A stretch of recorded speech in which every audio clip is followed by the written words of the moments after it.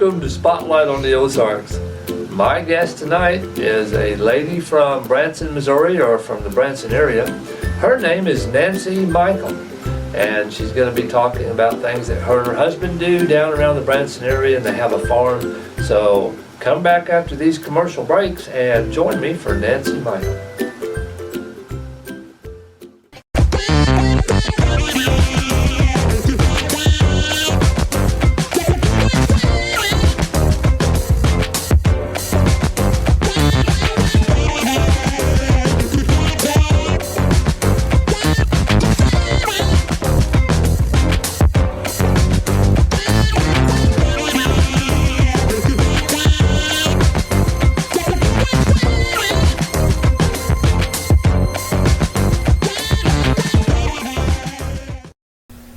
And we're back after those messages with Nancee Micham from Branson, Missouri, right? Near Branson. We live in Taneyville. Oh, Nancee, I shake your hand. Yes. And I'll tell you, like I tell everybody else, yeah, these chairs squeak. They squeak, so I'm not going to move. Not move much, no. Most of my guests always tell me, too, they go, that's going to be hard for me not to move, you know. Yeah. But it's not hard for me. I'm lazy. Well, I'm relaxed. I feel comfortable, so. You are. I got to take these off. I got bifocals. No, I can't see nothing off in the distance. I can't see nothing up. I told them when they gave me the bifocals, I didn't need them. Mm-hmm. Well, that doctor gave them to me anyway. Now I got bifocals I don't need. Well. Yeah, I can see fine here, but out there, I'm driving to where I need glasses. Yeah, I usually wear glasses too, but not for TV. No, for reading. For reading and driving. Yeah.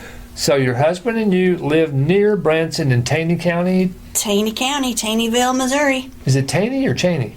Taney. With a T? With a T. I thought so. I played some music there years ago. Yeah. I thought it was Taney, but I'm sure. Yeah.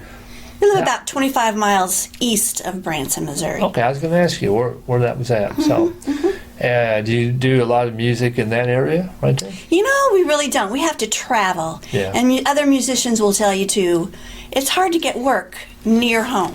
Yeah. Unless you, like Silver Dollar City was all the musicians who travel and work and are booked at Silver Dollar City, they always said, boy, you guys have it made because you don't have to book, you don't have to travel, come to a 9-to-5 job and play music. Yeah. But, what was I talking about? I asked you if, I know your husband, no wonder you poor thing that you can't think straight. I had to ask you about, do you play music around that's Taney? right. Yeah. So we travel a lot. So we've had 13 wonderful years at Silver Dollar City. Mm-hmm. And, things change, so we wanted to focus on our duet. And so we play traditional Irish music. Okay. And we do originals. And we do traditional Ozark folk songs. Yeah. So we do a lot of different stuff, so we are very eclectic. Cool. So we travel to Renaissance fairs and folk festivals. Yeah. You're talking my kind of people now. Mm-hmm. And we're trying to get into the library system because we do a lot of educational stuff, too, about Ozarks music and about traditional Irish. Yeah. And we have a lovely story about my grandmother. Wow. Who was from Tallahassee, Oklahoma. Wow. And she left during the Dust Bowl and the Depression. And we put a performance piece together.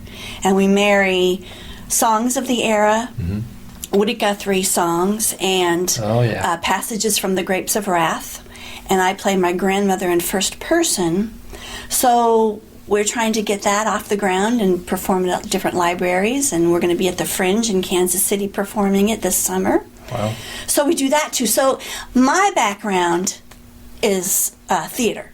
Okay. I have a BA in theater. Wow. So when Mike and I met, his background, of course, is music, and he's a wonderful musician and songwriter. Yeah. So when we got together, which is a whole different story. Yeah, we'll talk about that. Yeah, we just married what we do best, and we're getting into storytelling also. Okay. We've been doing the Kansas City Storytelling Celebration for 10 years now. Wow.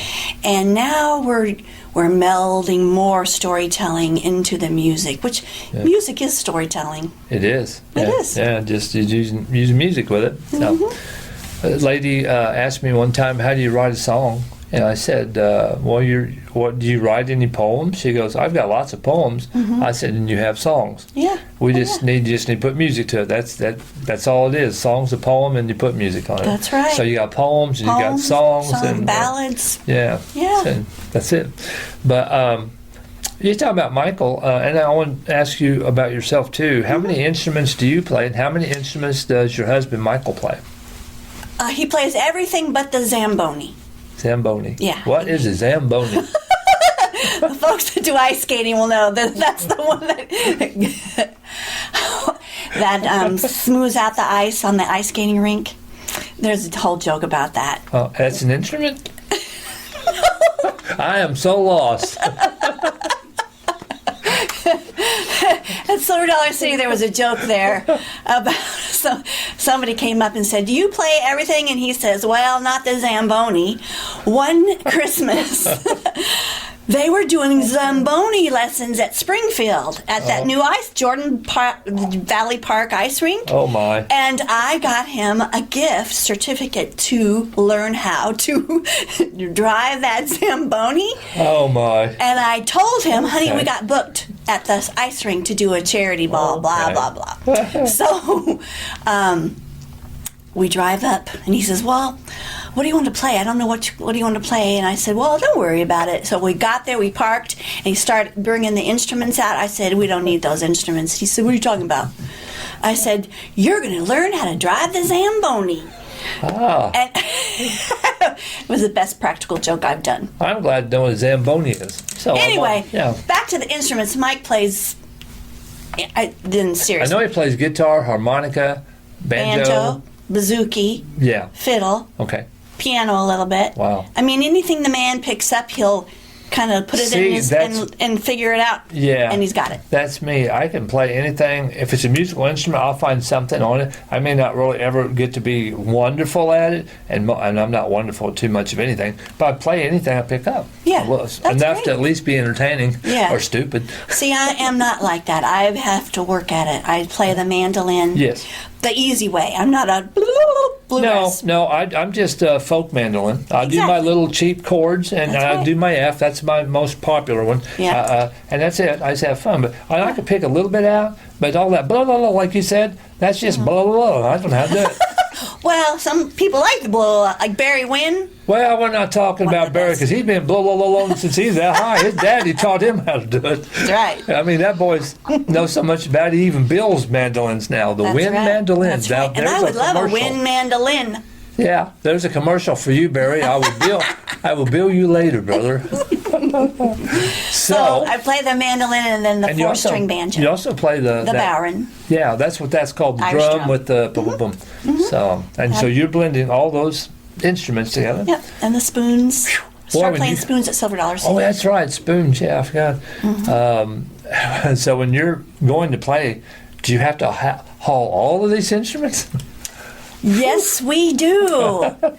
And we finally got a little wagon for the Renaissance fairs, and we put all these instruments in a wagon, and we walk through the streets of where we are and pull out what we need. Wow. Yeah, we could use a much bigger wagon. I know a place you need to play. It's called The Church. It's in Oswego, Kansas. Rod was on my show from Branson. Rod, what was his name, Mike?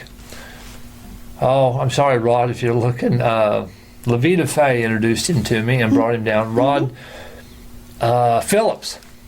Do you know Rod Phillips? That sounds familiar. He's from Branson area, and he's played a lot. Okay. So he played at the church, and it's from my hometown, actually, Oswego, Kansas. I'll get a hold of Steve and Charles and tell him about you guys. You would fit so wonderful there. I think I know Rod. Does he play a lot of instruments too? He does. Yes. Yeah, really good player. You know. He's from Parsons, Kansas originally. I'm from Oswego, so we just met and just really got along good. John Corbin hooked us up with him. Okay. I used to be an activity director at Morningside at Branson Meadows. Okay. And had a lot of musicians in. Yeah. And I think he came once. I bet he did. Yeah. So, But he played there a few weeks ago, and so that'd be a great place for you guys to play. Is it a real church? It's a church, but they've got it refurbished and everything, and they bring in acts, Cool. So you could do all kinds of what you guys do, which is your silly songs. They love that kind of stuff, and the country songs. As long as it's not vulgar, they're happy with it. We So, don't go vulgar. Yeah, I don't go vulgar. I mean, I hope I don't try to. If it is, it'd be an accident. So because there's no use in that. We were talking sometime here a while back about, they got a hold of me to do some stand-up comedy. I used to do stand-up. So they sent me some tapes of the other comedians, and it was just one blankety word after another, And I told him, I said, well, my comedy wouldn't be that. I said, I'm sure I could make them laugh, but I just don't want to even be in the atmosphere to have to listen to the rest of them before I go on. That's right. There's no sense in it. No, to me it's not funny. No, and it's the culture today, and I don't want to, offend anybody, but it's just not our thing. Another guy I know it's time for us to go to a commercial and say real quick, I can't think of his name, but he was in Branson for a while, but he's from New York City. Famous comedian, and I can't think of his name, and I don't know why, but he used to do, go ahead and cough, brother. Thank you. He was about to blow your eyeballs out, man. So, yeah. But anyway, I can't think of his name, but funny guy. But he was in Vegas. And so he went across the street to watch Red Skelton. And Red Skelton called him he knew him. And he said, I didn't know Red Skelton knew who I was. So he called him in. And at this time, this fellow was doing some off comedy. It was pretty bad. But he's a funny guy. But it was bad. So Red Skelton said, I love your clean comedy. And his wife was with him, with this young fella. And he said, well, I don't do clean comedy, Red. And Red said it again. I love your clean comedy. And blah, blah. And about the fourth time, he said his wife nudged him. Said, Red's telling you just to do your clean comedy. He said, that's all you need to do to be funny. And he said, right there and then he thought, okay, so I'll do clean comedy. Then he got saved, went to church. His wife, wives are like that. They'll get you in church. And he got saved. And so he said, I'm saved. And he does good clean comedy, but he's still working. And he does all, and funny guy, I can't think of his name. We'll go to commercial. Maybe I think of his name, but it don't matter anyway. But we're going to come back and talk to you more about some more of the stuff that you're doing. All right. It's Spotlight on the Ozarks, and the cameraman, don't get excited and cut them cameras too quick. We'll be back right after this.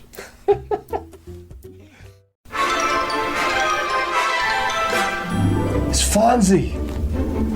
Hey, Fonz. Did you watch Kelly James in the 70s Review Show? Oh, yeah. No, it's Hey. Hey.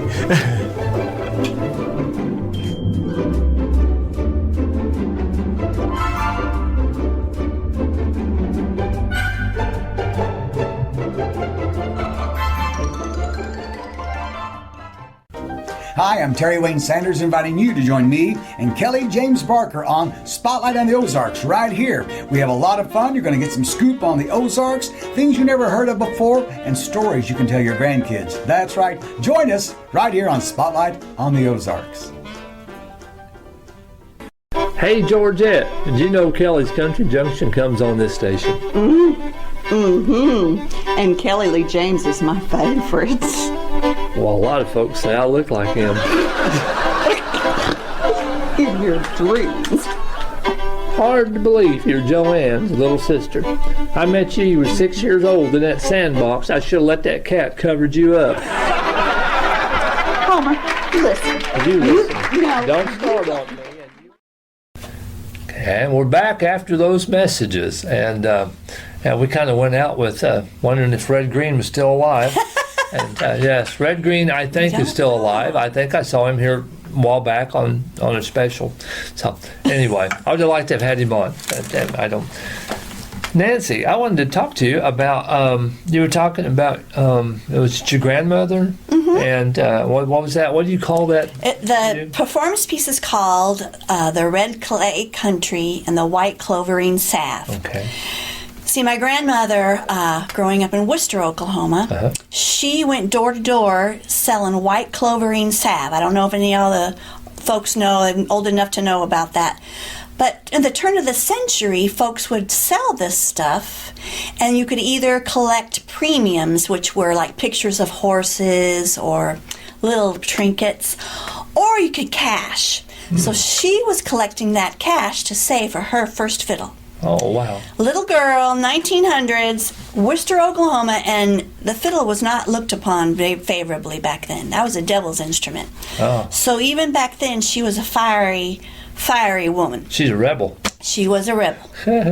So the story goes, she sells that, and then we go into her story of deciding to leave Oklahoma, meeting my grandfather, deciding to leave, going to the camps along the way, the Dust Bowl refugees, all the camps that they set up for them. And she would play fiddle for the square dances. Wow. And she would make more at those square dances than a whole week of picking whatever the fruit or cotton they were picking. Wow. So when they got to California, my grandmother's a registered nurse, so she found work quickly. My grandfather went to work on a ranch, well, first a mushroom factory, then on a lemon ranch. And my father was out one day and playing, like little boys do, and he got into a barn, and they had just spread lye to clean it, a bug, how they disinfect it. And his feet were burned so badly that they thought he would never walk again. Wow. So in the hospital, of course, they told my grandmother, this little boy. And so she, in her mind, thought, you know what? He's never going to make a living as a man would. So we're going to make you a musician. So she took her fiddle and started him. He went on to do lessons. But my father has been a musician in Orange County, California he's 83 now, so 70 some odd years. Wow. He worked 50 years at Knott's Berry Farm in Buena Park, California. Played with the Sons of the Pioneers and Charlie Daniels. Wow. Backed up Ray Price. I mean, wow. The man got around. And this is, all from my grandmother buying her first fiddle with white clover and sap. Yeah. So it just comes around all full circle. Yeah. And he's still performing today. He retired from Knott's Berry Farm, but they still have him back out like once or twice a year and plays. Wow. Yeah. From back home, and I can't remember the man's name, but he retired when he was 65. Okay. And this is just to explain to people that your life ain't over at 60 or 65 or 70 or 75. Absolutely. He retired after working all these years. I think he was a railroad man. And he always liked the fiddle. Mm-hmm. So he bought no fiddle. He's 65, and so he's retired. He's drinking his coffee and fiddling. Within a year, he was fiddling like a pro. I mean, it was a gift. But he hadn't done it all of his life. He never picked one up, really. Yeah, he just always said, I thought I could play one. Yeah. Then he lived to be 90-something, and he played all those years. And he won fiddle contest after fiddle contest, and everybody talked about him. I can't remember his name. Yeah. That's kind of like when we first started the homestead in Silver Dollar City. Grandpa Vern Berry was our fiddler, and he would tell us that when he was growing up, everybody else played fiddle. They wanted him to play guitar for him, so he can pump out the rhythm. He could second, exactly. And so when he got older, he picked up that fiddle and learned it. Cool. And he was a good old fiddler. I had some uncles and cousins that played fiddle, but I bought my first fiddle. I'm 60, and that was back when I was about 45, 46, 47 maybe. And so I thought, I'm going to see what I can do. Well, of course, Jack Benny at first, first thing you got to learn on fiddle is to control that bow, So, and then it got to where, though, I was doing like country songs. I could fill in real good, just them little swing fills, And, there's so many different styles of fiddle. But I always said I know just enough about fiddle to make a good fiddler mad. See, so before the Joplin tornado, we had ice storms, 2 of them, real bad, year after year. 13, 14, 15 days was off, no electric. So I'm stuck in that house, and I'm in an apartment, and so I got above me was another apartment dweller, and so bless her heart, she had to listen to me, Yeah. Well, by that time, I was getting a little better. And actually, at the end of 2 weeks, I was getting pretty good, I thought. And she told me when it warmed up, she goes, man, I heard you playing that fiddle down there. I said, yeah, by the end of 2 weeks, you wasn't sounding half bad, And so, but that's the worst instrument I ever played. But in the Joplin tornado, it hit, and it tore everything up I had. Mm-hmm. My pianos, my guitars, my banjos, which I could play. fiddle, not that good at. I had 2 old fiddles. They were in this closet. Never touched those fiddles, and they were still in tune. Oh my gosh. And I'm like, boy, oh boy, Lord has a sense of humor. No kidding. Yeah. So I took them old fiddles and had them for a long time after that, but then I sold them to people who really knew how to play them. Yeah. And something about that tornado, when I went through it, I just never wanted to pick the fiddle up again. Yeah. Really? I was done. Yeah. Well, but they were saved for a reason, but so maybe it's for the folks. Well, it's probably because I was going to hurt a lot of ears and just, a lot of people. So I was not good. But Mike is a primarily guitarist, but he picked up the fiddle later in life, too. he does good on it, though. He does. Yeah. He's getting better. He's getting there, is he? He's getting better. I actually sent him to the Mark O'Connor Fiddle camp. Wow. For his 50th birthday. Another practical joke I did. I gave him on his, I think it was like a week before his birthday. I said, well, what do you want to do for your birthday? And he started to think, he says, well, I know. And I pulled out the tickets to Tennessee. I said, you're going here. And all our family, I secretly asked for everyone to donate money to send him, and he was flabbergasted. Wow, that's a good wife. Yeah, it is.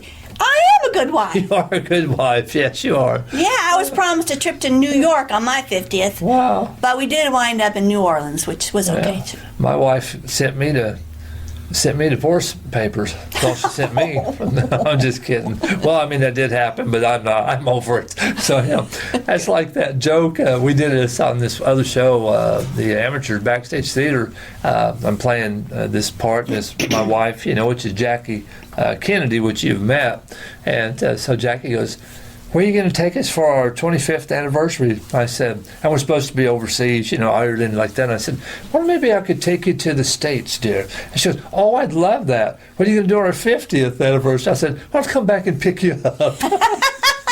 Ba-da-bum. Yeah, there you go. You ever been to Ireland? No. And you gotta go. Michael and I was talking. I'd like to. I've actually been invited to Ireland for music and all. Amy and I, Carver, my singing partner, we've been invited to Russia and Ireland and 2 other countries. Now, they've escaped me, but we just never...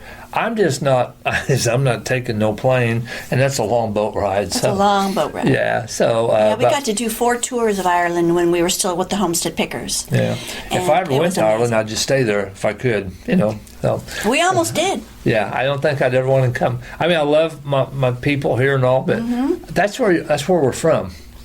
Basically. And so I was telling your husband there on the last show, just see those hills and the Irish, I think it'd be the place I'd like to just stay until I'm done with this world, It's beautiful. Yeah. So there's a pub in every town. Yeah, there you go. Go out and have your Guinness at night and walk home. Yeah.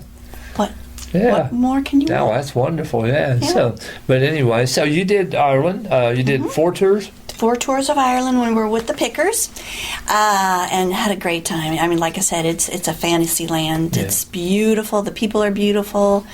We had one wonderful story, and Ireland is not only one. Oh well. Okay. One that stands out in my brain. Okay. Mike and I would take off by ourselves when we had free time, which was not very often. Yeah. And we rented a car the second tour. So we'd go on these little paths, and we would just get lost. And we found this little pub in the middle of nowhere. I mean, nowhere. Yeah. And we pull in, and we walk in, and there's not very many people at the bar or in the pub. It was afternoon, and there was rock and roll music playing. Wow. So we walk in, and we order a couple of drinks, and we see the bartenders walk over to this young man that was here and whisper. They turned that rock and roll music off and put on traditional Irish because they knew American tourists were here. Oh. And that's probably, but how thoughtful. Expected. Yeah. It's like, wow. We noticed that when we walked out. I went, hey, they're playing different stuff. But, I'd go back in a minute. They respected you there. See, I've played in bars before, and they would plug the jukebox back in. No respect. Hey, we played bars before, and they left the TV on behind us. Yeah. We try not to do bars very often. No, I don't do them anymore at all. But I don't have any clubs and bars. When I just played for tips, I'd be by myself, and some old drunk, plug in the jukebox, and the owner would go and plug it. We're paying this guy to play. Said he's got another hour. They're like, well, how long is he going to play? Aww. Yeah. Then I did a piano bar when I was in Tennessee, and which is all I did was supper club music, you know. Yeah. And this was a college town in Knoxville, in the college room. So I have to climb up this ladder, and it was up in a loft. And it's where the piano was, and you shut the door, and there wasn't no way to open it. So you play the piano, and when it was break time, there was a pole, and you slid down the pole. Oh my God. I was a lot younger back then, Yeah. but what a job When that I think was. of a pole in a bar, I'm thinking of something else. Well, it's not a bar. It wasn't a bar. You know. Yeah, I know. Yeah. Da, da, da, Well, that wasn't me. You know. da. No, this was like Dean Martin used to slide down. You know, that kind of pole, yeah. I got you. So I'd have to slide down that sucker 4 times a night because I had 4 breaks, you know. So. But that was kind of a cool gig, and I made awesome. a couple $100 a night. So That's is it great. time? We have time? Oh, I was looking for $1. we got to go to commercial. So we'll go to this commercial. We're going to come back, Nancee, with you and do a little wrap up. Talking to Nancee Micham on Spotlight on the Ozarks. We'll be back right after this message.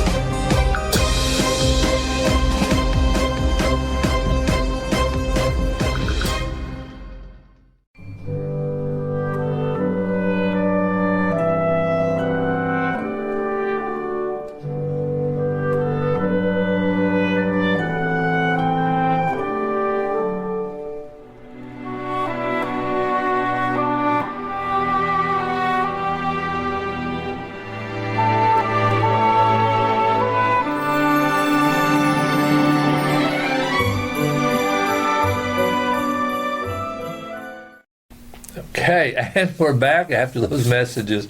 We always say nobody knows what goes on behind the scene when we're going into commercials. Some of the best shows behind the scenes. That's right. You should keep the cameras rolling. Yeah, well, we can't. We can't show those. Oh. Not that we're that bad, but it's just stuff that, yeah, it's the 12 o'clock show. I got you. Yeah. It's Hey, it's been great having you on. Thank you. And we got 3 minutes to wrap up on the show. Well, let me share our I was website. going to say, yeah, do that. Our website is Front Door Farm Market, all one word, Front Door Farm Market. Be sure and leave that for me. Okay. Okay. You bet. The reason is because we do our vegetables and we raise hogs for folks. We started out as just doing the farming, and then when we went full-time performing, we thought, you know what? I think we need a website. So on that website, you can see us sing a little bit. There's some videos. Okay. There's a publicity flyer, and then I've got to do this because it's the first of the year. Do our tour dates, Okay. which is fast approaching. Yeah. So when are you going to start touring? We go to Crossville, Tennessee for a private party for St. Patrick's Day. Okay. Then we'll be in Grand Lake Renaissance Fair the last weekend of March. Yep. Then we'll be in Norman, Oklahoma for the medieval fair, wow. which we have not done yet. So I'm excited to see Now, this. when's that going to be? That's the first weekend of April. Okay. Just like the 6th and 7th, 7th, 8th, somewhere in there. Okay. They can find out on the site, though. Oh, yeah. Okay. And after that, we hit May, and we're at Oklahoma Renaissance Fair in Muskogee, Oklahoma, every weekend in May. Wow. Come see us there. Yeah. Wow. And of course, this show is like predated. So this is 219. So if you're watching 219, you still got opportunity. Now, if you're watching this in 2020, We'll still be there. Okay, you'll probably be there just to be the next year, though. 2020. Yeah, there you go. Yeah. Well, it's been really great talking with you, Thank you, visiting Kelly, with you, for having you us. on. And Thanks yeah, for this opportunity. Michael was on last week. We didn't get much You done. didn't get much done. Except just I being, hope I filled in the blanks. you sure helped. Thank yes, you. and love Michael, but just I told Mike, the cameraman, I said, if you got anything to say to me, Mike, say it before Michael gets here because it'll all be over. That's right. Was I right, Mike? He don't say nothing. Mike's like, His brain don't shut down real quick. no, that's it. It's You know, always working. They said they did a test on men and women. Mm-hmm. But Michael's probably the exception, but men and women on their brains. They actually did this real test. Yeah. So they put these things on and women go to sleep and their brain waves was still like lightning, just a bunch of them going. Yeah. And this is what they said. They said the head on the man's got one line going like that. So anyway, on that, fellas, I guess we'll go ahead and we're going to end the show. But we'll be back next week with another good spotlight on the Ozarks. Never know who my guest is going to be. That's what I always say because I never know who's going to be here. I may not even be here. I said. Uh-oh. So yeah, you never know. They could fire me. That's right. Well, you own the show, right? Well, pretty much, but that So don't if you mean fired nothing. yourself? I can fire me, make myself mad, and I won't be here next week. You've been watching Spotlight on the Ozarks. I'm Kelly James Barker. My guest today has been Nancee Micham from Branson, Missouri. Nancee, thank you again, sweetie, Thank for you. being my guest. Thank and, you. See y'all out there. We'll be and don't forget all the shows coming up. Yeah. You want to see those. Spotlight on the Ozarks. We'll be back next week.